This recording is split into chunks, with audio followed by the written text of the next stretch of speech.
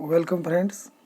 आज हम आपको पढ़ाने जा रहे हैं राजनीतिक तंत्र में से डेमोक्रेटिक पॉलिटिक्स, लोकतांत्रिक राजनीति में से हम आज आपको पढ़ाने जा रहे हैं। पहला चैप्टर है सत्ता की साझेदारी। ठीक है, तो सत्ता की साझेदारी वाला जो चैप्टर है इसमें हम पढ़ने जा रहे हैं बेल्जियम के बारे में। ठीक है, इसके अंदर बेल्जियम और श्रीलंका इनके बारे में है और सत्ता की साझेदारी के आवश्यकता क्यों पड़ी ये सब के बारे में है। पहला है जैसे बेल्जियम। बेल्जियम सबको पता है कि यूरोप का एक छोटा सा देश है जो क्षेत्रफल में भारतीय राज्य हरियाणा से भी छोटा है। ठीक है, इसकी राजधानी का नाम भी याद रखना है कि ब्रुसेल्स है। और पेपर में आता है कि यूरोपीय संघ का मुख्यालय कहाँ है, तो वो बेल्जियम की राजधानी ब्रुसेल्स में है।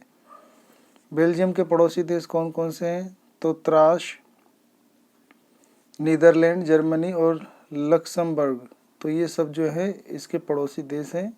इसकी आबादी 1 करोड़ के आसपास है।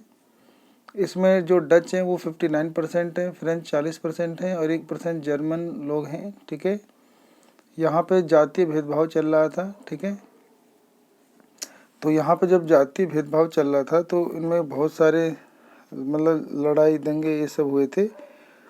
तो बेल्जियम की सरकार ने इस पे कैसे काबू पाया, जो जाति संघर्ष चल रहे थे तो उनमें उन्होंने कैसे मतलब समाधान कैसे पाया। तो इसमें पहला है कि जैसे उन्होंने क्या किया कि केंद्र सरकार में, ध्यान से सुनना है, केंद्र सरकार में डच और फ्रेंच भाषी मंत्रियों की समान संख्या कर दी। यानी केंद्र सरकार में जो डच के मंत्री हैं और फ्रेंच के मंत्री हैं उनकी संख्या बराबर कर दी। तो इस तरीके से वहाँ पे ये समस्या ठीक हुई। दूसरा है कि केंद्र सरकार की जो शक्तियाँ है वो क्षेत्रीय सरकारों को दे दी गई है। तो मतलब ये एक ऐसा देश है जहाँ पे क्षेत्रीय सरकारों के पास ज़्यादा शक्तियाँ हैं और केंद्र सरकार के पास कम है। तो इसलिए वहाँ पे थोड़ा जातिवाद कम हुआ है और केंद्र सरकार में दोनों समुदायों की बराबर भूमिका है और सामुदायिक सरकार का गठन भी किया गया है और क्षेत्रीय और सामुदायिक सरकारों को विभिन्न मामलों में निर्णय लेने की स्वतंत्रता है।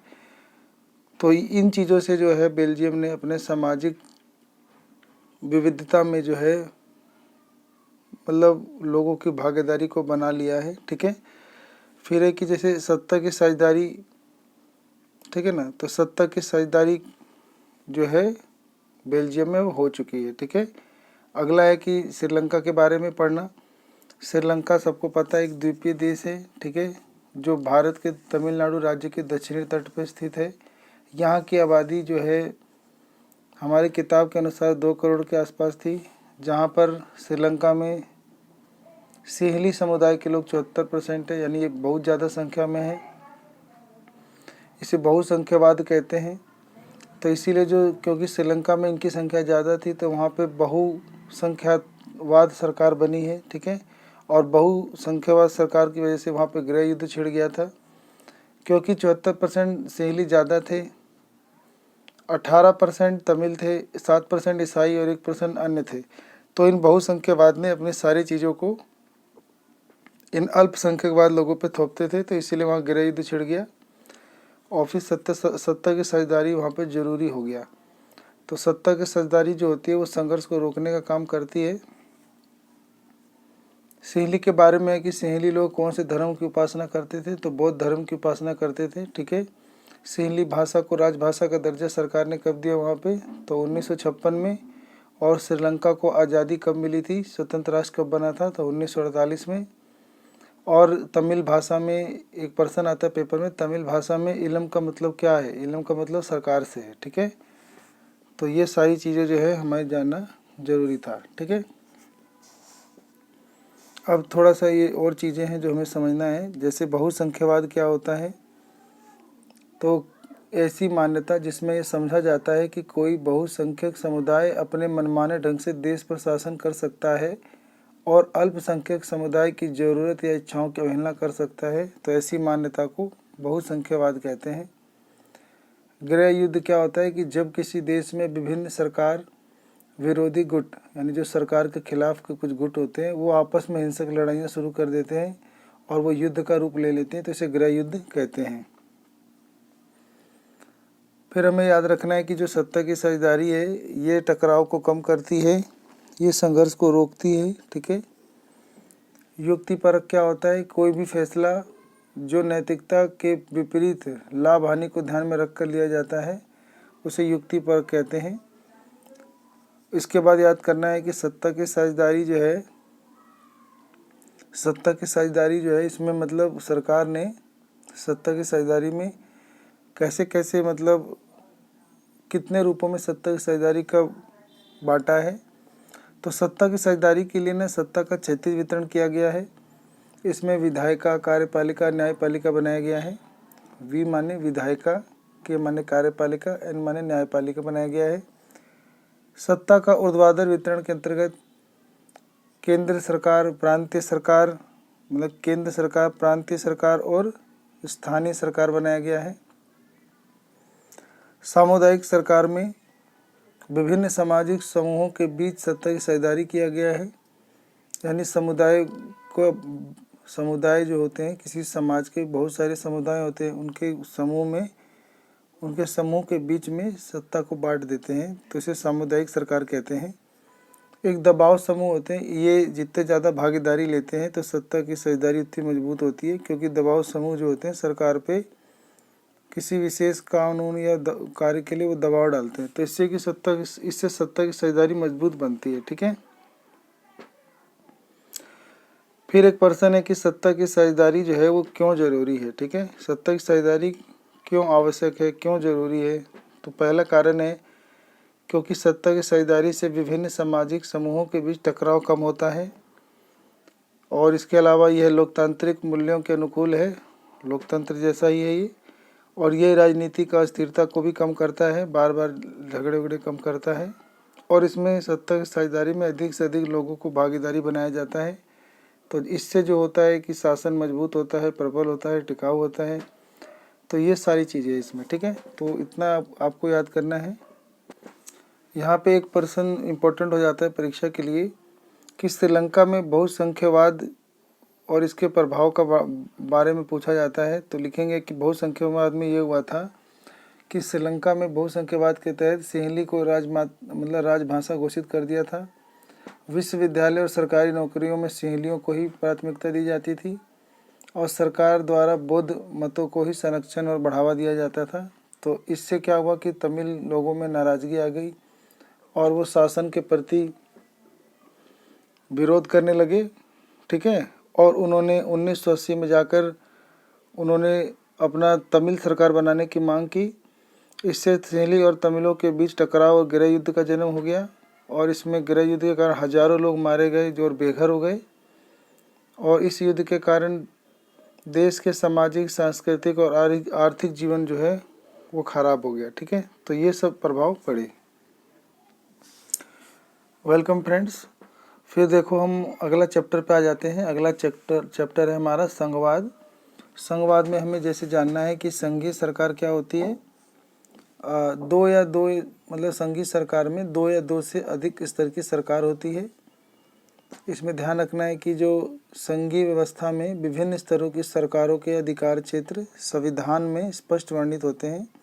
संविधान में साफ लिखा रहता है कि जो संघीय व्यवस्था में जिन जिन स्तरों की सरकारें हैं उनके अधिकार क्षेत्र में कौन कौन से काम आते हैं, तो इनमें अधिकार क्षेत्र वर्णित किया गया है। संघीय सरकार कहाँ पे है, तो भारत में, अमेरिका में, कनाडा और बेल्जियम में है, ये सब ध्यान रखना है। संविधान जो होता है इसको मतलब बदल नहीं सकते। इसका मतलब हुआ कि जो संघीय व्यवस्था होती है इसमें जो संविधान के जो मौलिक प्रावधान होते हैं जो एक बार बन चुके होते हैं उसे केवल एक स्तर की सरकार नहीं बदल सकती, उसे बदलने के लिए सभी स्तरों की सरकार की परमिशन लेनी पड़ती है, ठीक है। संघीय व्यवस्था जो होता है इसका उद्देश्य क्या होता है, इसका उद्देश्य देश को एकता को सुरक्षित करना और क्षेत्रीय संतुलन बनाए रखना और क्षेत्रीय विविधताओं को समाप्त करना, ठीक है। इसके अलावा याद रखना है अमेरिका, स्विट्ज़रलैंड, ऑस्ट्रेलिया, ये जो देश हैं इनमें संघीय व्यवस्था ऐसे है कि यहाँ पे प्रांतीय शक्तियाँ ज़्यादा हैं और केंद्र की शक्तियाँ कम है। यानी केंद्र सरकार की शक्तियाँ कम है और प्रांतीय और स्थानीय सरकारों की संख्या ज़्यादा है, मतलब शक्तियाँ ज़्यादा है। या कह लो राज्य सरकारों को शक्तियाँ उनको ज़्यादा दे रखी है। अगला है भारत, बेल्जियम, स्पेन में, स्पेन की गलत हो गया स्पेलिंग।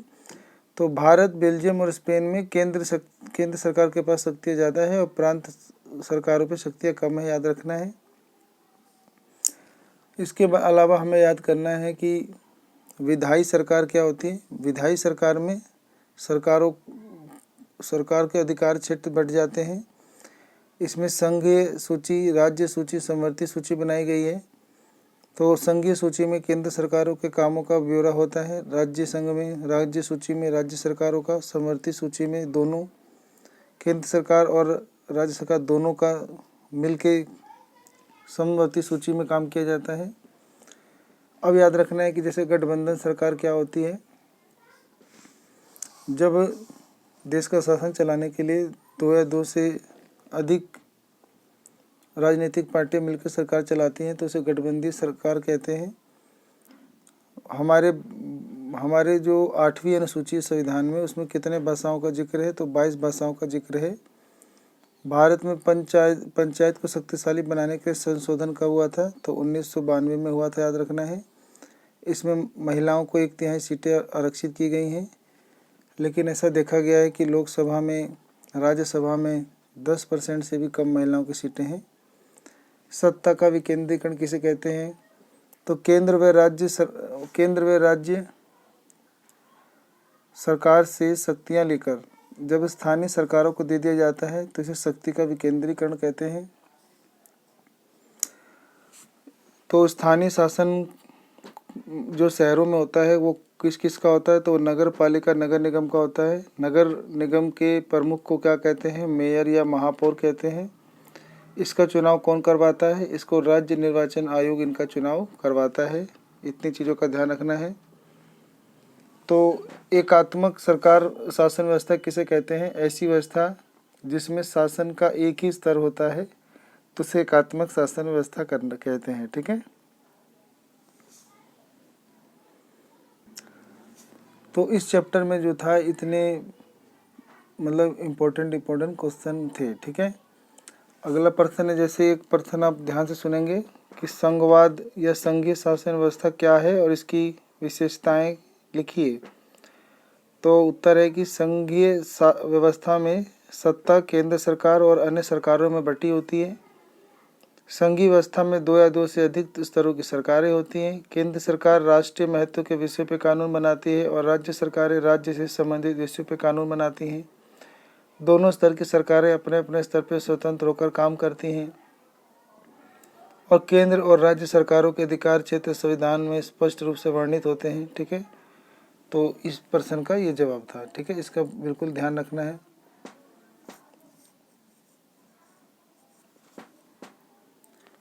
फिर एक प्रश्न है कि भारत में एक संघीय व्यवस्था वाला भी, मतलब भारत भी एक संघीय व्यवस्था वाला देश है। इस तथ्य को साबित करने के लिए मुख्य सिद्धांतों को लिखना है कि कैसे भारत भी एक संघीय देश है। तो उत्तर हो जाएगा कि भारत में भी केंद्र, राज्य और स्थानीय स्तर की तीनों सरकारें हैं। भारत में एक लिखित और विस्तृत संविधान है, इससे पता चलता है। प्रत्येक स्तर की सरकार के अधिकार क्षेत्र संविधान में स्पष्ट वर्णित है। संविधान के मौलिक प्रावधानों में कोई एक स्तर की सरकार अकेले परिवर्तन नहीं कर सकती। सर्वोच्च न्यायालय को संविधान की व्याख्या का अधिकार है। केंद्र और राज्य सरकारों के बीच मतलब जो विधायी शक्तियों को संघ सूची, राज्य सूची, समवर्ती सूची में बांटा गया है। वित्तीय स्वायत्तता के लिए केंद्र और राज्य सरकारों के लिए अलग अलग स्रोत है। ठीक है, तो इस तरीके से पता चलता है कि जो भारत में है जो वो संघीय व्यवस्था ही लागू है। अब एक प्रश्न आता है पेपर में कि संघवाद की किन्हीं 3 बुराइयों के बारे में बताइए। तो इसमें हम लिख देंगे 3 बुराइयां कि इसमें केंद्र सरकार का अधिक शक्तिशाली होना भी बेकार है। फिर दूसरा हो जाता है कि संसद के पास अधिक अधिकार हो जाता है और धन संबंधी अधिकारों का केंद्र के पास होना भी गलत है और केंद्र सरकार का राज्य सरकारों के मामले में अनावश्यक हस्तक्षेप करना भी बेकार है और संविधान संशोधन का अधिकार केवल केंद्र के ही पास है। तो ये कुछ कमियां हैं। ठीक है, तो इसका ध्यान रखना है। वेलकम फ्रेंड्स, फिर हम आ जाते हैं अपने अगले चैप्टर पे। हमारा ये किताब का चौथा चैप्टर है, जाति, धर्म और लैंगिक मसले। इसके अंदर ये सारे जो वर्ड हैं इनकी मीनिंग आपको ढंग से आनी चाहिए। तो पहले हम इसकी कुछ मेन मीनिंग आपको बताने जा रहे हैं, ठीक है। पहला है श्रम का लैंगिक विभाजन। इसमें लिंग के आधार पर काम को बंटवारा किया जाता है। जैसे घरों के अंदर अधिकतर काम औरतें करती हैं, तो ये हो गया लिंग के आधार पर, श्रम के आधार पर लैंगिक विभाजन। नारीवाद क्या होता है कि औरत और मर्द दोनों के लिए समान अधिकारों की मांग करना, इसे नारीवाद कहते हैं, या नारी सशक्तिकरण की मांग को नारीवाद कहते हैं। स्वीडन, नॉर्वे और फिनलैंड ऐसे देश हैं जहाँ पे सार्वजनिक जीवन में महिलाओं की भागीदारी का स्तर काफ़ी ऊंचा है, यानी जो भी सरकारी काम होते हैं उसमें महिलाओं की भागीदारियाँ ज़्यादा है। तो याद रखना है स्वीडन, नॉर्वे और फिनलैंड। अगला है कि पितृ प्रधान समाज क्या होता है। ऐसा समाज जिसमें परिवार का मुखिया पिता होता है और उन्हें औरतों की तुलना में अधिक अधिकार प्राप्त होता है, तो उसे पितृ प्रधान समाज कहते हैं। तो भारत जो है वो पितृ प्रधान समाज में ही आता है। इतनी बातें ध्यान रखनी है। ये भी ध्यान रखना है कि पारिवारिक कानून क्या है। विवाह, तलाक, गोद लेना और उत्तराधिकारी जैसे परिवारों से जुड़े मसलों से संबंधित कानून को पारिवारिक कानून कहते हैं। दोबारा सुनेंगे, विवाह, तलाक, गोद लेना और उत्तराधिकारी जैसे परिवार से जुड़े मसलों से संबंधित कानून को पारिवारिक कानून कहते हैं। सांप्रदायिकता क्या होती है। जब किसी धर्म के मानने वाले लोग अपने धर्म को दूसरे धर्मों से श्रेष्ठ समझने लगते हैं तो उसे सांप्रदायिकता कहते हैं। धर्मनिरपेक्षता क्या होती है। ऐसी व्यवस्था जिसमें राज्य का कोई धर्म ही नहीं होता, सभी धर्मों को राज्य एक समान महत्व देता है और नागरिकों को किसी भी धर्म को अपनाने की आज़ादी होती है, तो इस चीज़ को धर्मनिरपेक्षता कहते हैं। तो भारत जो है वो धर्मनिरपेक्ष वाला ही राज्य है। यहाँ पे कोई भी व्यक्ति जो है कोई भी धर्म अपना सकता है, उसको धर्म की आज़ादी है और सरकार किसी भी एक धर्म को बढ़ावा नहीं देती, सभी धर्मों को समान महत्व देती है। वर्ण व्यवस्था, विभिन्न जातीय समूहों का समाज में पदानुक्रम, मतलब रंग के आधार पर, जाति के समूह के आधार पर समाज में समाज को अलग अलग मतलब समाज को जाति के आधार पर अलग अलग बांटने को या रंग के आधार बांटने को वर्ण व्यवस्था कहते हैं। सार्वभौमिक व्यक्त मताधिकार क्या होता है। किसी राज्य में एक निश्चित आयु के बाद सभी लोगों को एक समान मत देने, एक समान वोट देने के अधिकार को सार्वभौमिक व्यस्क मताधिकार देते हैं, यानी वोट देने के अधिकार को ही सार्वभौमिक व्यस्क मताधिकार कहते हैं। भारत में वोट देने की आयु 18 साल मानी गई है। जातिवाद क्या होता है। जाति के आधार पर लोगों में भेदभाव करने को जातिवाद कहते हैं। जातिवाद कहाँ पे शुरू हुआ था। श्रीलंका और बेल्जियम में हुआ था, याद रखना है, ठीक है। फिर यहाँ पे कुछ और प्रश्न है हमारे पास, जैसे स्थानीय सरकारों में महिलाओं के लिए कितने प्रतिशत आरक्षण की व्यवस्था है। 33% याद करना है। स्थानीय सरकारों में महिलाओं के लिए 33% आरक्षण की व्यवस्था है, ठीक है। लिंग अनुपात किसे कहते हैं। 1000 पुरुषों पर महिलाओं की संख्या को लिंग अनुपात कहते हैं। अब बताना है कि ये शब्द किसने कहे थे। धर्म को राजनीति से कभी भी अलग नहीं किया जा सकता, तो ये महात्मा गांधी ने कहा था, ठीक है।